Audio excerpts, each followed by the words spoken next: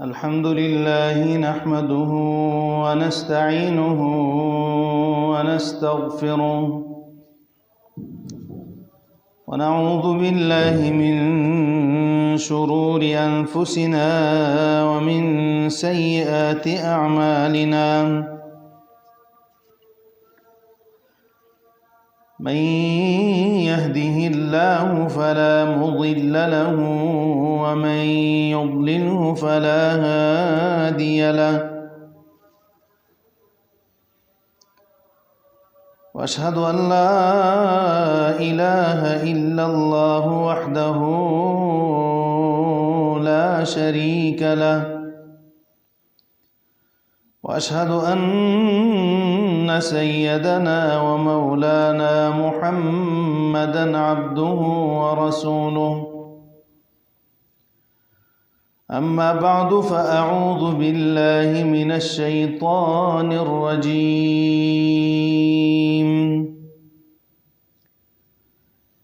يسألونك عن الساعة أيان مرساها فيم أنت من ذكراها إلى ربك منتهاها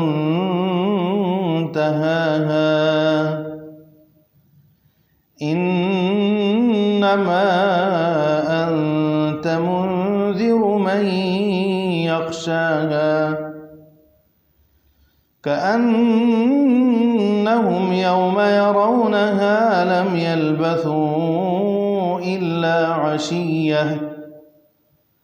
لم يلبثوا إلا عشية أو ضحاها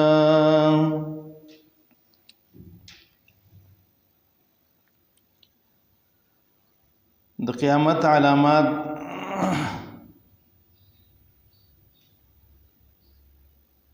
د هغې تمهیدي خبرې مونږه کړې وي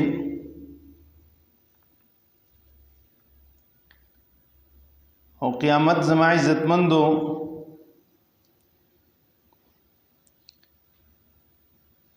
دا د علم غیب سره تعلق ساتي او د مومن مسلمان خاصه او نخه دا ده چې دا به یؤمنون بالغیب په غیب باندې به ایمان لري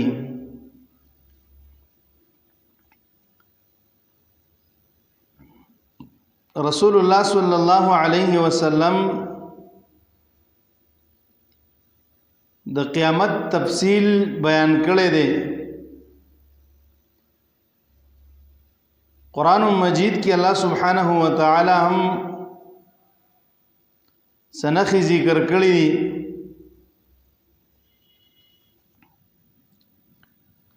او رسول الله صلی الله علیه وسلم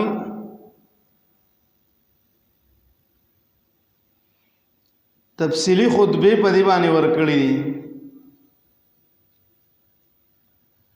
او دا ډیره زیاته اهمه موضوع ده ځکه عبد الله ابن مسعود رضی الله تعالی عنهما فرمایي وی رسول الله صلی الله علیه وسلم فرمایلی دي اقتربت الساعه ولا يزداد الناس على الدنيا إلا حرصا ولا يزدادون من الله إلا بعدا الله پیغمبر وی قیامت نږدې ده 1400 کال مخکې څه د پاس رسول الله صلی الله علیه وسلم دا فرمایلی دي چې اقتربت الساعه قیامت نږدې ده ولا يزداد الناس على الدنيا الا حرصا خلق په دنیا باندې زیات نه کو مگر حرص قیامت دومره نږدې راغی او بیا هم خلق د دنیا حرص کوي او ولا يزدادون من الله الا بعدا دا خلق د دنیا د حرس زیاتی نکړل مگر د الله رب العزت لریواله پکې پیدا کو د الله نه لری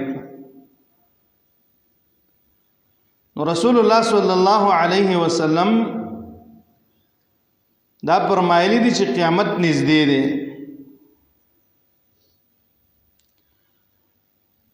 او د قیامت په باره کې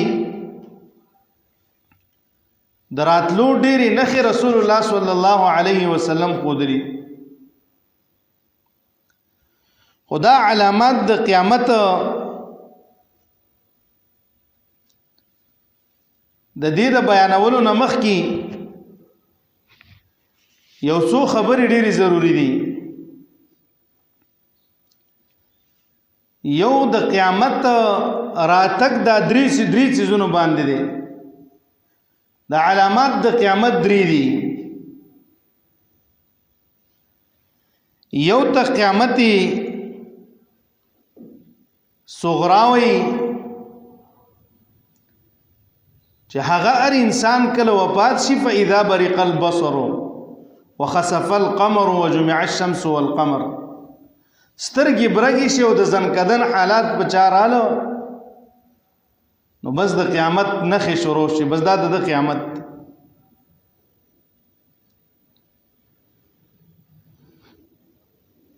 نو قیامت یو قیامت صغرا چې انسان کله مرګ ول راشي د قیامت شروع شي او رسول الله صلی الله علیه وسلم د دې باره کې فرمایي چې کم سړی وفات شو فقط قامت قیامته د سړی باندې د قیامت قائم شو دویم هغه د قیامت دا د یوې پیړۍ دی چې سل خلق سل خاندانونه وفات شي نو دا یو پیړۍ ده او دا قیامت دی او رسول الله صلی الله علیه وسلم تبا د اعراب باندونه خلق راتل عائشہ رضی الله تعالی عنها فرمای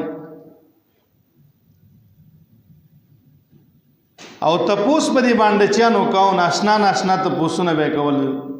اعراب والو نو باندې نه خلق راغلی او د رسول الله صلی الله علیه وسلم نے تپوسو کو متسع قیامت بکلی فنظر الى احدث انسان منهم ان يعش هذا فلم يدركه الهرم قامت عليكم ساعتكم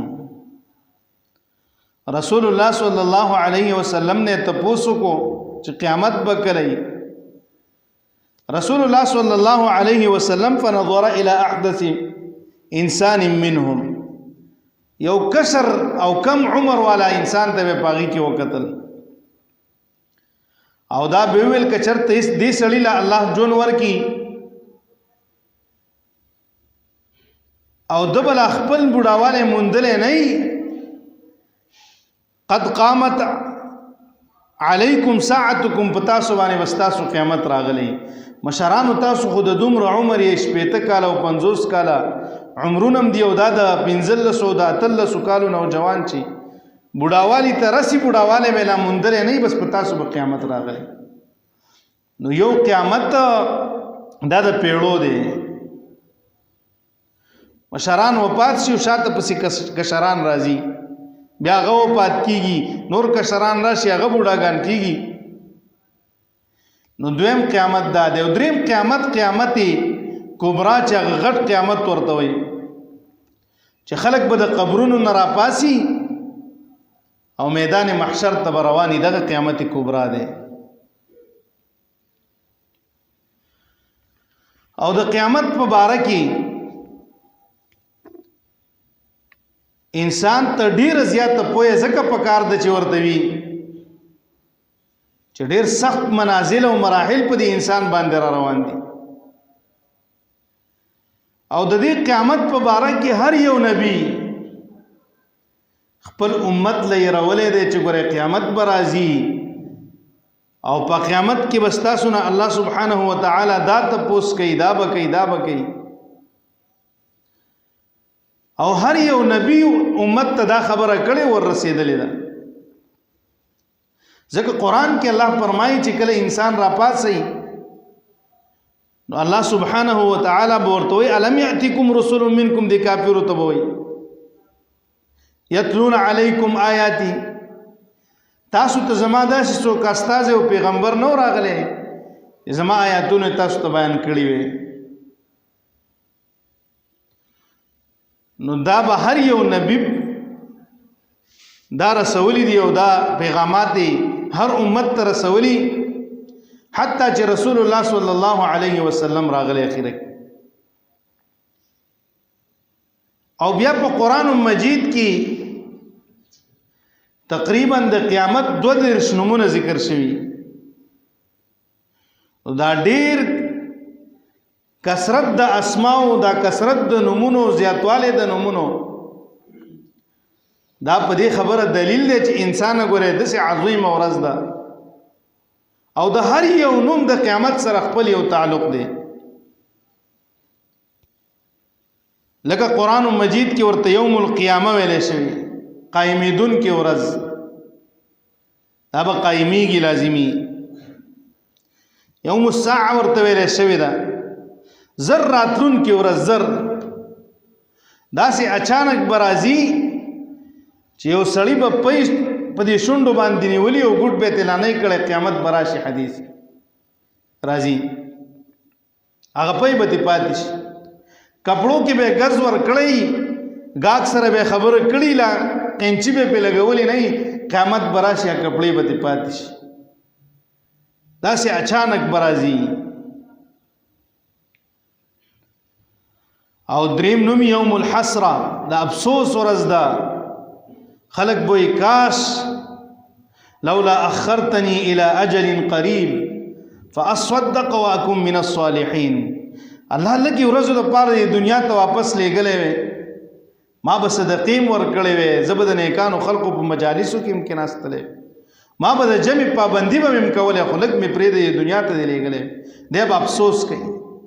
نو یوم الحسره ورته ویل شي یوم الدین د بدلی ورځ د جزا ورځ د دې قیامت په ورځ به انسان ته الله رب العزت د هر یو عمل بدله ورکړي که ښه عملي ښه بدله او که بد عملي بده بدله دغه شانت یوم الاخره اخره کې راتلون کې مطلب دنیا به ختم شي اخري به د قیامت ورځ راشي بس بیا به دا نه ختميږي بس آخری مراحل ہمیشہ دا پارا دی بل یوم عظیم غټ ورځ یوم کبیر لوی ورځ او ډېر هیبتناک زلزلہ د قیامت بیا به ان شاء الله غدا علامات د قیامت نه پس امون بیانو یوم مشهود ورځ د گواهان به په دغه ورځ باندې حاضري گواہی به کوي دا لاسونه به گواہی کوي دا خپې به گواہی کوي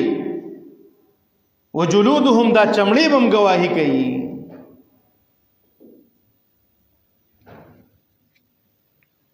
نو دا به انسان باندې د گواهی ورځ ده گواهیان به کوي یوم البعث درا پاسې دو ورځ ده مړی به الله د قبرونو نه را پاسي په دغه ورځ یوم الفتح د فیصلې ورځ ده د چا به د جهنم فیصله وشي د چا به د جنت فیصله وشي یوم الفصل د جدایي ورځ ده داسې خواږه بیبي او داسې خوږ بچي او داسې خوږ پلار داسې خوږ رشتہ دار او داسې خوږ ملګری به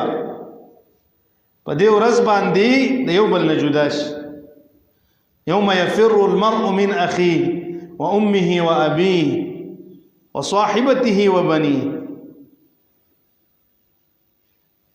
رور نه بسړې تختی مور نه بتختی د پلار نه بتختی د خزي نه بتختی د زامنو نه بتختی شرط عمل نامه کی کمه نه زمانه څونه غواړي نو دته یوم الفصل یوم الحساب الله به حساب کوي په دې ورځ باندې تل د میزان بلګي دي واړو لوی اعمال ټول براوړل کېږي او په دې تل کې باچول کېږي دا د انسان دا عملو دا عملو دا عملو یو د زری زری عمل ما لا یغادر صغیره ولا کبیره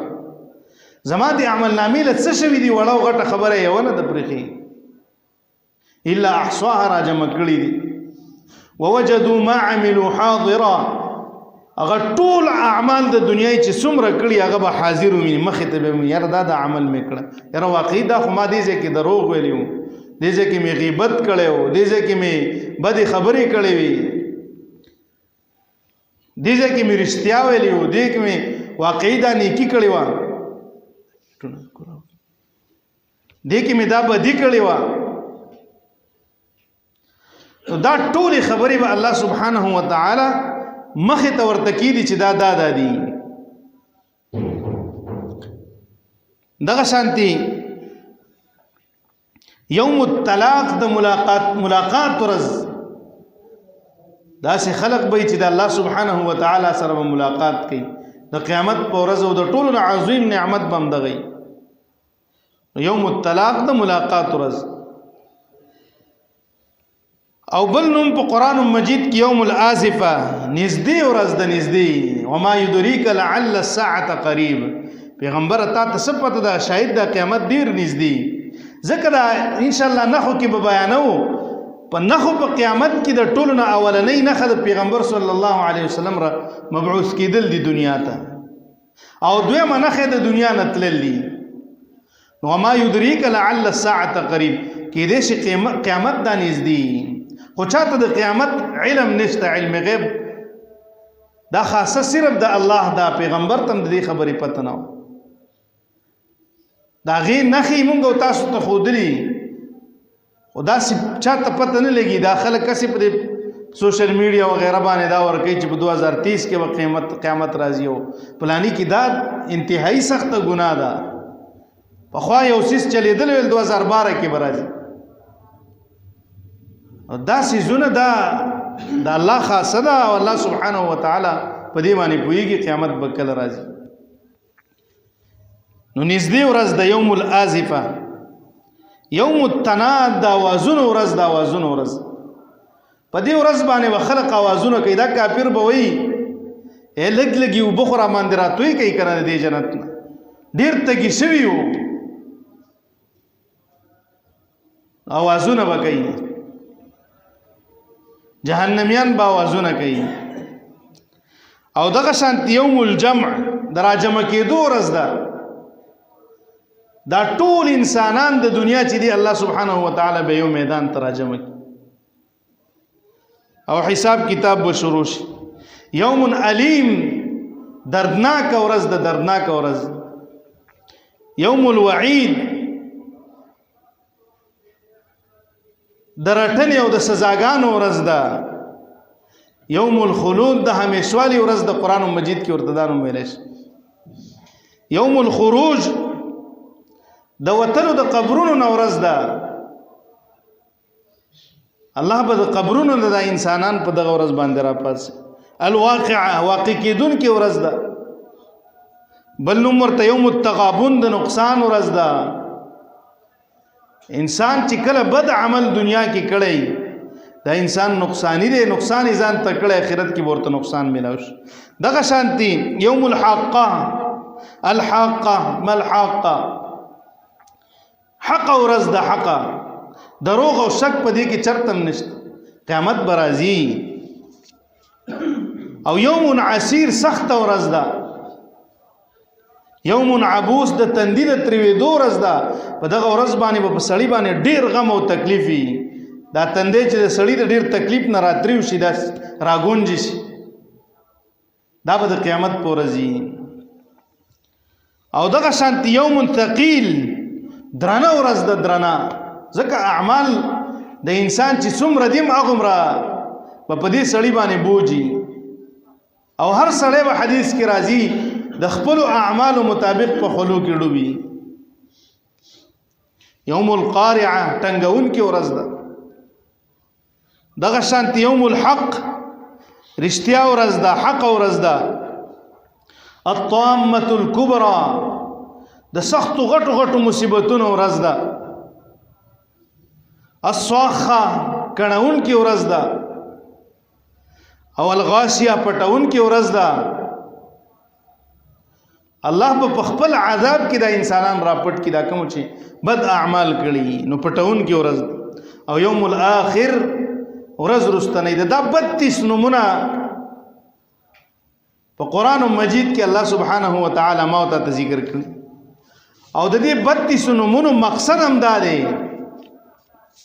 چې ګوره دا ډیره عجیبه ورځ او هم حق ورځ د راځي به انسان دا ټول د دنیا د اول نه واله تر د اخر مرګ پورې ستا دا ټول ژوند د دغه آخرت د کوششونو مهنتونو د پاره دی. دا سینه چې په آخرت کې دی دا د دنیا ژوند دا د پاره د سزا ونه ګرځي. او ما تاسو ته وی چې د الله پیغمبر صلی الله علیه وسلم فرمای قیامت نږدې دی. ولا يزداد الناس على الدنيا الا حرصا. الله پیغمبر وی قیامت نږدې راغی او خلق په دنیا کې سیوا نشو مگر حرص زیات شو. ولا يزدادون من الله الا بعدا. د خلق سیوا نشو مگر لریواله د الله نه سیوا شو دنیا کې. نو د قیامت نخې مونږ او تاسو له پکار دي دې د وجه نه چې مونږ او تاسو ته یاد دي د وجه نه بیانوم. او دې کې ډېر احتیاط پکار دی. څوک یو شان خبرې کوي، څوک بل شان خبرې کوي، څوک بل شان خبرې کوي. چې کوم په حدیثو د رسول الله صلی الله علیه وسلم کې صحیح نخې هغه ذکر شوی ان شاء الله د الله په فضل باندې باغه مونږ بیانوم. او رسول الله صلی الله علیه وسلم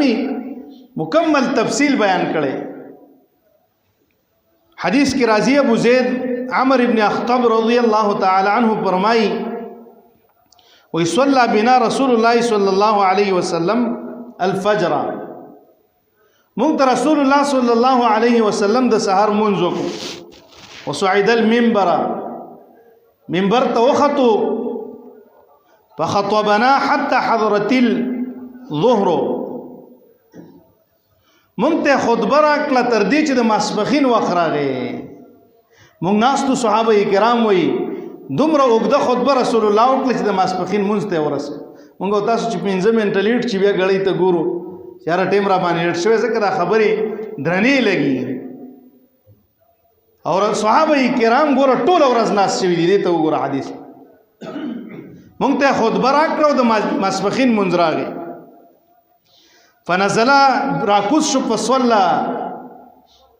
منځ وکړو د ماسپخین الظهر د ماسپخین. ثم صعد المنبر بیا منبر ته وختو فخطبنا مونږ ته خطبه راکړه خبرې وعظ او نصیحت کاو حتى حضرت العصر تر دې چې د مازیګر منځ ټیم راغی. ثم نزل بیا راکوز شو فصلى منځ وکړو د مازیګر. ثم صعد المنبر بیا منبر ته وختو فخطبنا حتى غربت الشمس مونږ ته خطبه راکړه تر دې چې ماښام شو. فاخبرنا بما كان وبما هو كائن فاعلمنا احفظنا. مونږ ته د ټول خبرو نه مونږ خبر کو چې څه شوي دي او څه راځي. دا ټول خبرې راته په دې ټول ورځ کې وکړي. فاعلمنا احفظنا فمون کې زیات عالم هغه څوک دی چې چا دا خبرې یادې کړي. مونږ ته د قیامت دا ټول نښې ویلې دا برازي دا برازي دا برازي دا برازي.